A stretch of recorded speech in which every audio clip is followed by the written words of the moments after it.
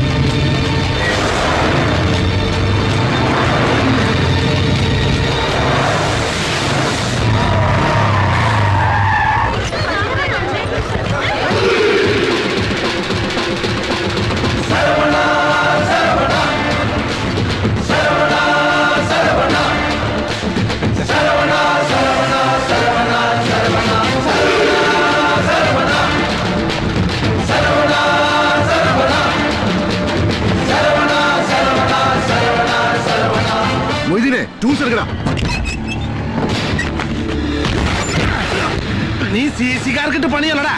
ഈ പോസ്റ്റിൽ നിർത്തിയിട്ട് വെച്ചൊരു അലക്കാലിക്കണ്ടല്ല. വെറുതെ കളിക്കാൻ നിൽക്കണ്ട. രാമനാഥൻ സാറിന്റെ വണ്ടിയൊന്നും അറിയില്ലേ നിനക്ക്? അറിയാടാ, ഏത് ഭൂലോകനാഥന്റെ ആയാലും ഇനി ഈ വണ്ടി ഓടിക്കണമെന്ന് ചെട്ടിയാരുടെ കമ്പനി തീരുമാനിക്കും. എന്റെ പൊന്ന് സുഹൃത്തുക്കളെ, ഇവന്റെ മുതലാളി ബിനാമി പേരിൽ ബസ് സർവീസ് നടത്തി പുട്ടടിക്കാൻ എന്റെ മുതലാളിയുടെ കയ്യിൽ നിന്ന് കുറച്ച് കായ് കടം മേടിച്ചിട്ടുണ്ടായി. അത് ഇവന്റെ മുതലാളി അങ്ങ് മറന്നു. അങ്ങനെ കടം പെരുകി പെരുകി ബസ്സോളം വലുപ്പത്തിലായി. അപ്പൊ എന്താ ചെയ്യാ? എന്റെ മുതലാളിക്കും പുട്ടടിക്കണ്ടേ? അതുകൊണ്ട് ഇവന്റെ മുതലാളിനെ തൊഴിലാളിയാക്കാനാണ് എന്റെ മുതലാളി പറഞ്ഞേക്കണേ.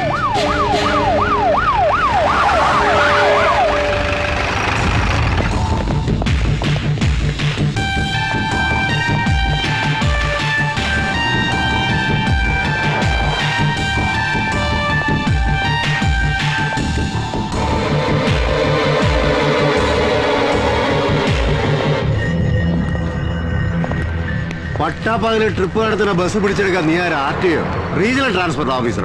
ഇതാണ് സാറിന്റെ കുഴപ്പം. ഏതെങ്കിലും ബിനാമി പേരിൽ ലോൺ എടുത്ത ശേഷം ലോൺ അടയ്ക്കാതിരിക്കുക, കുടിശ്ശിക അടക്കം ഉടനെ തിരിച്ചടയ്ക്കണമെന്ന് പറയാൻ വരുന്നവന്റെ നെഞ്ചത്തേക്ക് 18ാമത്തെ അടവെടുക്കുക. ഇതെന്ത് ന്യായ സാറേ? മോനെ ശരവണോ, വേലായതിന്റെ അടുത്ത് ഇറക്കല്ലേ. നിന്റെ ഈ റോഡ് ഷോ ഒന്നും സർക്കിൾ രാമനാഥനോട് നടക്കില്ല. കഴിഞ്ഞ 2 ആഴ്ചയായിട്ട് ഈ വണ്ടിയുടെ റിക്കവറിക്ക് വേണ്ടി സാറിന്റെ സ്റ്റേഷനിൽ വന്ന് ഞാൻ പരാതി തന്നപ്പോ സാറ് പറഞ്ഞേ ഈ വണ്ടി കാണാനില്ലാന്ന്. അപ്പൊ പിന്നെ പണം മുടക്കി കമ്പനിക്ക് വണ്ടി കണ്ടുപിടിക്കാതിരിക്കാൻ പറ്റില്ലല്ലോ. അന്വേഷിച്ചപ്പോഴല്ല അറിഞ്ഞേ ബസ് സാറിന്റെ ബിനാമി പേരിലുള്ളതാണെന്ന്. കള്ളം കപ്പലിൽ തന്നെയായ സ്ഥിതിക്ക് സാറിന്റെ തലപ്പത്തുള്ള ഏമാമാരെ കാണേണ്ട വിധത്തിൽ കണ്ടപ്പോ കിട്ടി സാറിന്റെ ഈ വണ്ടി പിടിക്കാനുള്ള ആർഡർ.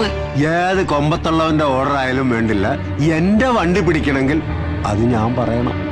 അല്ലാതെ വണ്ടിക്ക് മേൽ കൈവച്ചാലേ അത് നീയല്ല, ഏത് പൊന്നു തമ്പുരാൻ വന്നാലും ഈ രാമനാഥൻ വിടില്ല. വയറ്റിപ്പഴപ്പിന് വേണ്ടി CC പിടിക്കാൻ ഇറങ്ങിയ നമ്മുടെ പള്ളക്കിട്ട് താങ്ങാണ്ട് സ്ത്രീപീഡനം മുതൽ വ്യാജ CD വരെ വാണിഭം നടത്തുന്ന സാറിന്റെ ഡിപ്പാർട്ട്മെന്റിലെ സാറുമാരോട് കാണിക്ക് ഈ ശൗര്യം. അപ്പ കാണാം ഫാക്സിലൂടെ ഫാസ്റ്റ് ആയിട്ട് സാറിന്റെ തൊപ്പി തെറിക്കണത്. മോനെ അളിയാന്ന് മാത്രം വിളിക്കരുത്.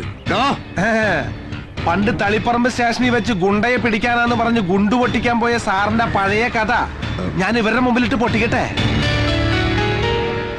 അതുകൊണ്ട് സാറിന്റെ സ്റ്റാറ്റസ്, എനിക്ക് എന്റെ വഴി. CC അടയ്ക്കാനുള്ള കായ് സാറിന്റെ കയ്യിൽ ഉണ്ടാവണ വരെ തൽക്കാലം വണ്ടി ചെട്ടിയാരുടെ കസ്റ്റഡിയിൽ തന്നെ ഇരിക്കട്ടെ. ദയവ് ചെയ്ത് എല്ലാരും ഈ ബസ്സിലോട്ട് കയറണം. ടിക്കറ്റ് റീഫണ്ട് ഒന്നും വേണ്ട. ഇവരെവിടെ നിർത്താൻ പറയണോ അവിടെ നിർത്തി കൊടുത്താൽ മാത്രം മതി. പോട്ടെ പോട്ടെ.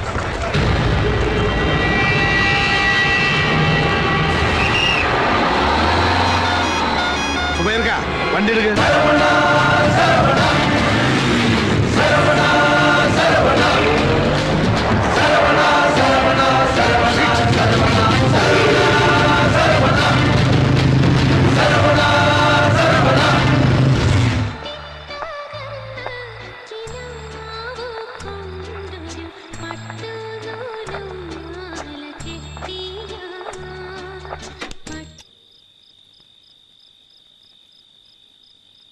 എന്താ മോളെ? ബാപ്പയ്ക്ക് വിശക്കണില്ലേ? ഓൻ കൂടെ വരട്ടെ മോളെ. ബെസ്റ്റ് പാർട്ടിയാ. ഒരു വഴിക്ക് പോയാ എപ്പോഴാ തിരിച്ചു വരാന്ന് അവനൊന്നും പോലും നിശ്ചയില്ലാത്ത ആളാ. ബാപ്പ വാ, ഊണൊഴിക്കാം.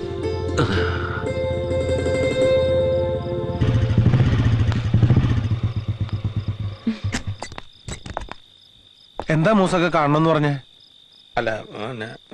അത് കൊച്ചിയിലെ 9 ഫൈനാൻസിൽ നിന്നും ഒരു കൊട്ടേഷൻ വന്നിട്ടുണ്ട്.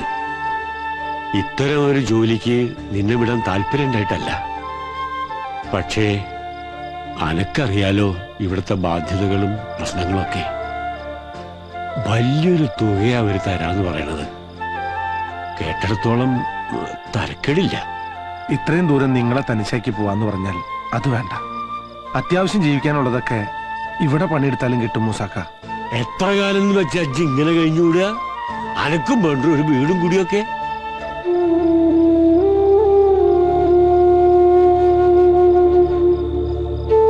ഇജ്ജ് കേട്ടേക്കണോ തങ്കപ്പ? എവിടെന്നോ ഈ നഗരത്തിൽ വന്നുപെട്ട ഇവന്റെ ഉമ്മ ഒരു ദിവസം വരിയങ്ങാടിലെ വരാന്തിയും മയ്യത്തായി കിടന്നപ്പോ കരയാനും ചിരിക്കാനും വയ്യാണ്ട് പകച്ചു നിന്ന് ഇവനെ ഞമ്മളെടുത്ത് വളർത്തി. ഓനെ വലിയ ആളാക്കണമെന്ന് നമ്മൾ ആശിച്ച്. പക്ഷെ ഒന്നും നടന്നില്ല. ഞമ്മളെ കണ്ട് തന്നെ ഓനും വളർന്നു.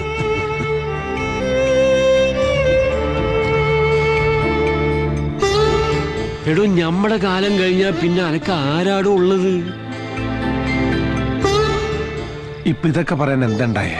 5-8 കൊല്ലം ഇവിടെ കിടന്ന് കഷ്ടപ്പെട്ടാ കിട്ടുന്ന കായേ കൊച്ചിയിൽ ഒറ്റ കൊല്ലം കൊണ്ട് കിട്ടും. അത് ഏറ്റെടുക്കണം. അത്യാവശ്യം ജീവിക്കാനുള്ള ചുറ്റുപാടൊക്കെ ആയി കഴിഞ്ഞാ പിന്നെ ഇതൊക്കെ നിർത്തി സ്വന്തമായിട്ടൊരു വീടും കുടിയായിട്ട് ഈ ജീവിക്കണത് ഈ മൂസാക്കയ്ക്ക് കാണണം. മൂസാബായുടെ ഈ ആഗ്രഹം നീ നിറവേറ്റി തരൂലേ? മൂസാക്ക പറഞ്ഞാലും കാര്യമുണ്ട്. ഈ തല്ലും കുത്തുമൊക്കെ ചോരയും നീരും ഉള്ളപ്പോഴേ നടക്കും. ഒന്ന് അടി തെറ്റിയാ ഒരുത്തനും കാണില്ല രക്ഷയ്ക്ക്. ഉള്ളപ്പോ ഉണ്ടാക്കിയില്ലെങ്കിൽ പിന്നെ ദുഃഖിക്കേണ്ടി വരും.